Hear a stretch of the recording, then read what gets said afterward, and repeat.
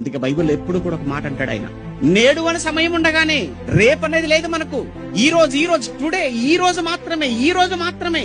దీపం ఉండగానే ఇల్లు చక్క పెట్టుకో అంటారే, అలానే నీ చెవులు వినబడుతున్నాయా? ఇప్పుడే విను వాక్యం. నీ కళ్ళు బాగా కనబడుతున్నాయా? ఇప్పుడే చదువు. నీ నోరు చక్కగా మాట్లాడగలుగుతుందా? నాలుగు తిరుగుతుందా? మాట్లాడగలుగుతున్నావా? మాట్లాడు, ఇప్పుడే వాక్యం మాట్లాడు. వాక్యం మాట్లాడవలసినటువంటి ఈ సమయంలో వాక్యం మాట్లాడకుండా వాళ్ళ గురించి, వీళ్ళ గురించి, ఆ కుటుంబం, ఈ కుటుంబం, వారి ఇట్లా ఎందుకు అనవసరం? నువ్వు ఇవన్నీ మాట్లాడి నువ్వు సాధించింది ఒక్కటి చెప్పు. ఏమీ లేదు. దేవుడు నీకు నోరిచ్చింది, దేవుడిని గొంతిచ్చింది ఆయన కోసం నువ్వు మాట్లాడతావని.